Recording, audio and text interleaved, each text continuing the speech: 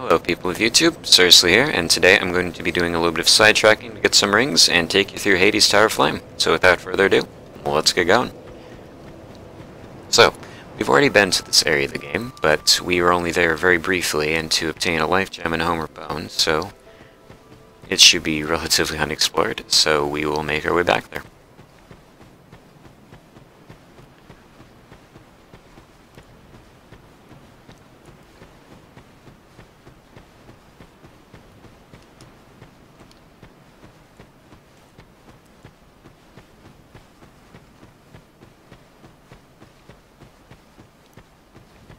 So, remember the fragrant branch of yore I bought in the last episode? Well, this time around, you need to use it on this lady. This woman, who you just unparalyzed, will sell you pyromancies. Of course, I don't use them in this run, but they are of great importance. Right, as soon as those doors open, run in here. Oh dear. I messed this up. But what you're supposed to do is, when they start to come after you, then you can hold on a sec. Here. I'll try and do it correctly this time. I got a little distracted by my own thought. By my own thoughts. Normally what you're supposed to do is you're supposed to kill the two of the strange creatures, I'm not entirely sure what they're called, that are in the cells on either side of the woman, and then you'll run into one of them as soon as you pull the lever, which will trigger the other doors in the area to open. And once you do that, then you'll have a very easily defensible position, because then you can just do your two-handed heavy attacks, your lunge attacks, or your thrust attacks, into the enemies as they line themselves up to get through the doorway. Also, if you manage to not get the door destroyed, then you will have an even better way of defending yourself.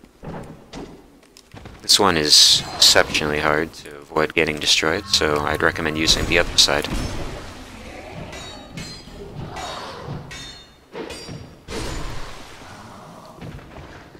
Try not to destroy it if you can, and remember, roll through it to make it faster. This guy always dies in 2 hits with a level 6 longsword. Fire longsword, that is. Now then.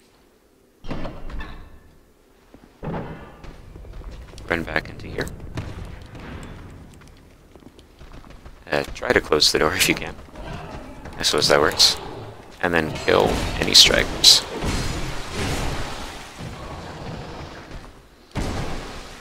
Note that the guys with the staves, the strange bone staves, they take 3 hits versus the others that take 2. They have slightly more health, probably to support their melee build. That or to indicate that they're slightly more powerful than their unarmed brethren. Right, through there. There's a chest to the right of the stairwell. Open it for an Srsly shard.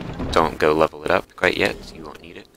And we will be returning to the far fight here shortly to continue on to Heide's Tower once we have completed the Shaded Woods area. At least for the time being. I'm not going to rest because I don't want that strange paralyzing frog thing to respawn.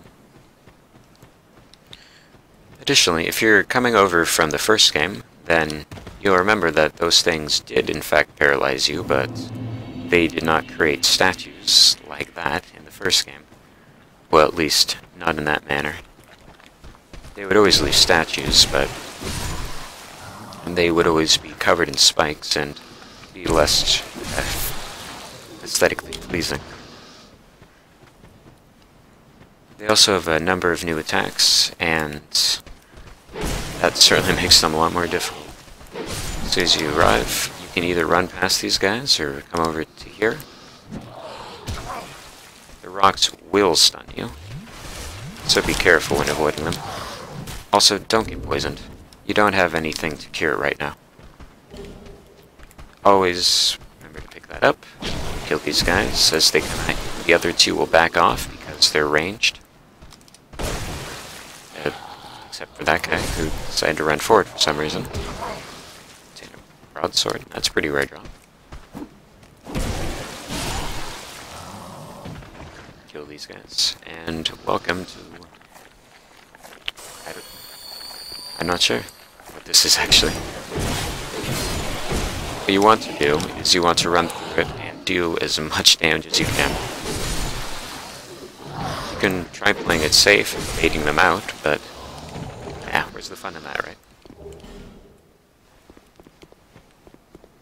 Okay, welcome to the Shaded Woods and its bonfire. I suppose the name isn't until later, but this is the second hub world of the game, which will, well, it's not much of a hub world, it's simply a connection between the different paths that leads to the end game areas, of which this is not one of them. Also, hitting the giant trees, oh yes, Forlorn, here's a rare dark spirit spawn. Hitting the giant trees will attract the shades that I got hit by. Well, not shades, but I guess they would be called shaded, actually, never mind. To hit them. Like, for example, I'm not hitting it there, and it's not supposed to make that noise. So they're hitting it, simply because they can. That has to do with the game's plot, but you'll hear more about that later. Forlorn is one of the many dark spirits in the game. He's not too tough.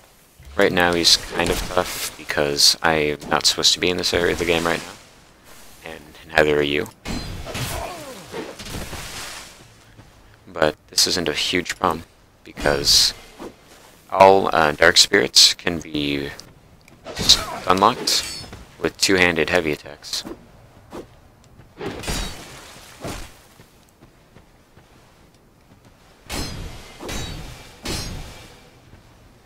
It will take a few hits, but you will get him down eventually.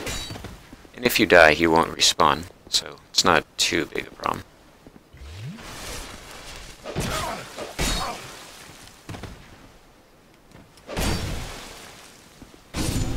And there we have it. Nearly died, but it's not a problem because I have life gems, and the bonfire is just a bed.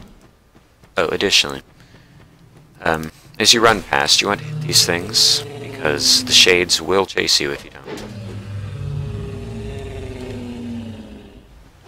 And you want to stick to the left-hand side of the path, hitting them as you go. Not taking the first way up, but running past it to a small ledge which has a chest on it. That's one of the shades that I mentioned.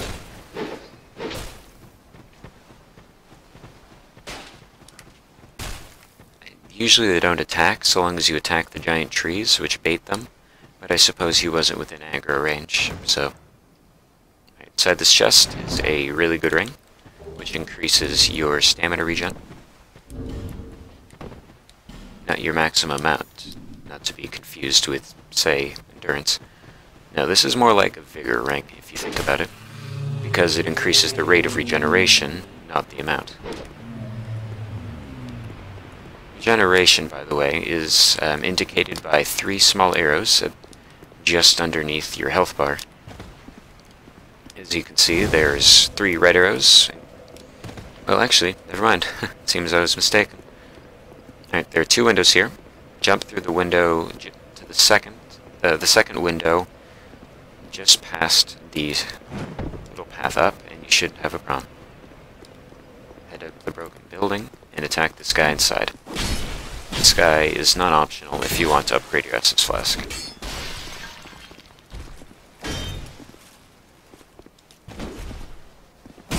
Thankfully, he swings incredibly slowly, but his attacks have a large amount of range to them, and are hard to predict, making him very difficult to parry. Curiously enough, in this game, it's the harder hitting enemies that swing a lot faster that are easier to parry. Perhaps at a necessity, but either way. That's the first Sublime Bone Dust.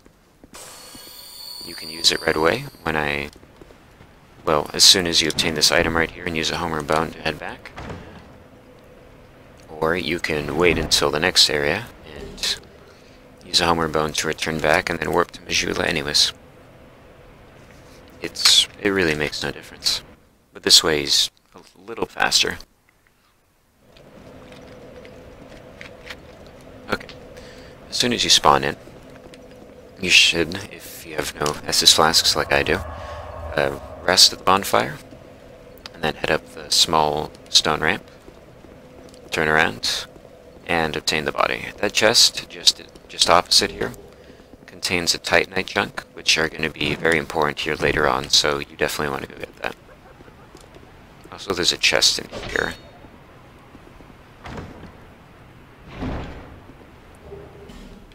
Magic bolts are something that you'll likely never need to use, but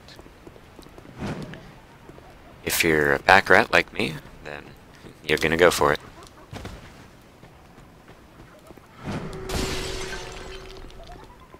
Also, you've likely noticed that I've skipped a number of things in the game. That's because this isn't meant to be a full guide, this isn't meant to be a guide to the core game, in the sense that you're supposed to complete the game in its, well, not its entirety, but complete the story in its entirety. So I'm going to be skipping a lot of items. I'm going to be skipping the optional bosses temporarily. I'm going to make a video on that. And likely some other things as well, such as the DLC.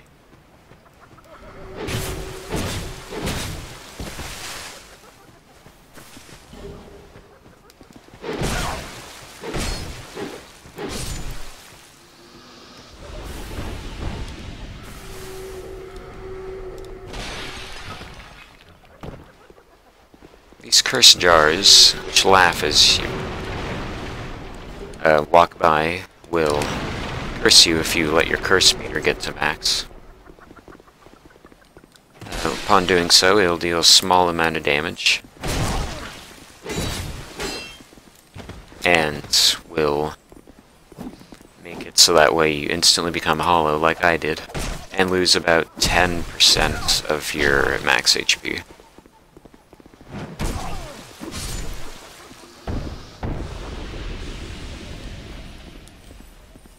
There are rings in the game which will allow you to become cursed less quickly, but we don't have access to any of them right now. Also, do you hear that twinkling noise? It's the Titanite lizard right there. You need to kill this. This isn't optional. When you kill it, it will drop a bolt stone, which you will use later on, using the faded ember that we got over in the Las Bastilles starting area, which will upgrade your weapon to a lightning one, which you will use for the remainder of the game. So, killing the Titanite lizard is very important. So is killing this, well, killing the NPC here is optional. But he drops a very, very good ring.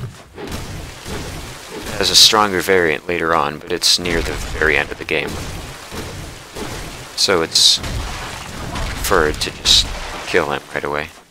If he were to give you the ring, you would have to kill him, as he isn't an enemy normally until you attack him. As you can see, second dragon ring. Put it in place your ring of restoration for increased health, endurance bar, and equip load.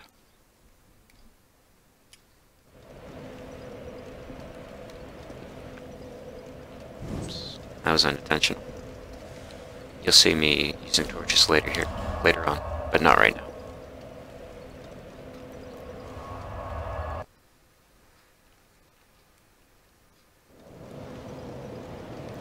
Is that how it...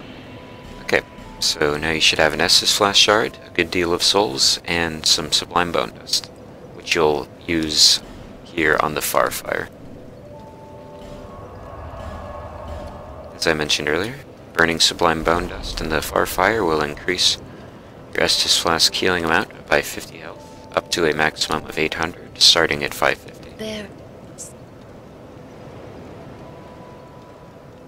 Yeah. Also, Vigor to 20, Strength to 16, Endurance to 20, and then Vitality to 27, in that order.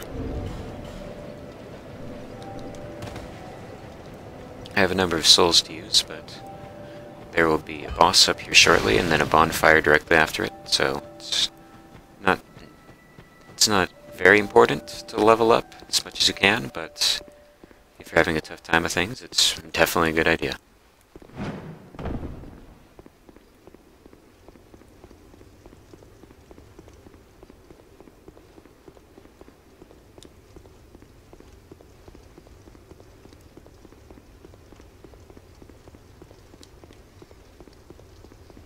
And the flat spot at the stairs is a Crimson Parma, which is effectively a worse version of your starting shield, which is why I ignored it in the beginning.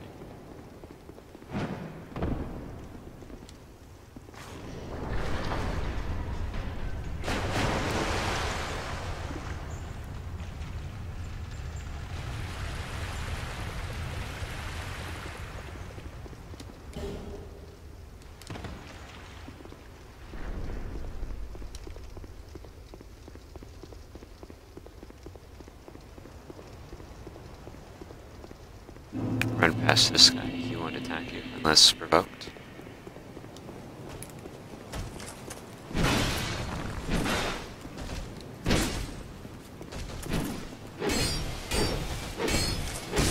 You can always rest at the bonfire that's directly to the right of where you came down these stairs, but I don't do so because that giant knight called an old knight that I just killed, he isn't terribly difficult to kill, so long as you learn his attack pattern. That I'll explain here after killing this guy. This guy has a 3-hit combo. All of his hits have a lot of range to them.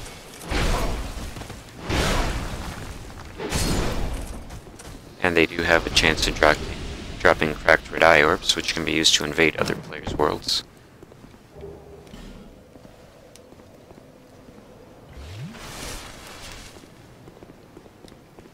This here is another one of those sword knights. 1, 2, 3, and he does a 4th hit if you're in front of him, where he slams the sword on the ground. He never changes his attack pattern. The easy way to kill him is to hold left as much as you can until you're at his back left foot, past which you can just attack him normally.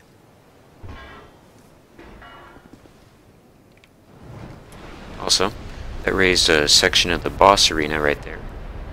If you look carefully, here I'll try to position myself, you can see the Dragon Rider, another pushover of the area, and perhaps the easiest boss of the game.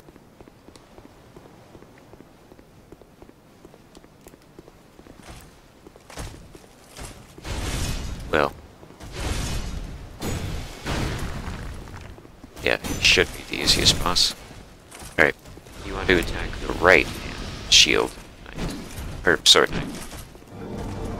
As the left hand one, for some reason, always backs off when you start dealing damage to the other.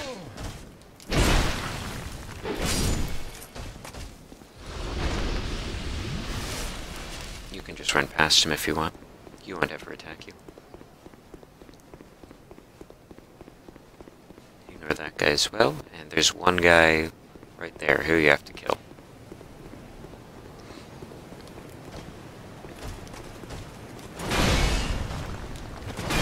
These guys always do 2 slam attacks, 1 big slam attack, or a 3-hit combo. He's charging up his big slam attack, but for time. Also, before you head into the boss's arena through the fog gate, you want to kill this guy. Aggro him, back off, stand about right here, and then knock him off the edge. There we are. And now you have access to one of the best rings in the game for standard play. Meaning, not including DLC. Go ahead and equip it in place of your Ring of Steel protection. It's probably worth having a little bit more health than it is having a little bit more defense. Okay, this guy. This guy you want to hold left on your controls, or your left joystick for the entirety of the fight. Dodge rung is needed. Most of his attacks just attack the area in front of him, but a few of them unlike the ones he's using right now, have a large arch to them. He also does a slam attack that can be avoided by holding left.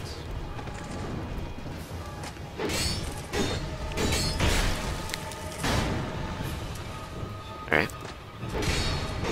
And once you've done enough damage, he'll become stuttered like the other boss. And that's the whole boss. Remember, you can head through the dark fog gate, not the light one. The light one will take you back where you were, versus the dark one, which will take you onwards to the next section of the game where you're heading.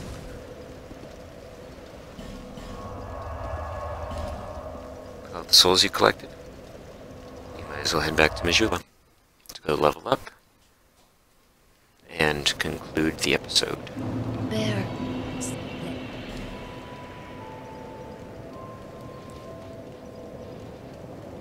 Perfect. Alright, time to start leveling up Vitality in the next few videos.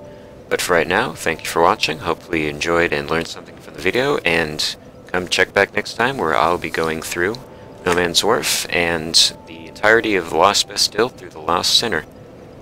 Until then.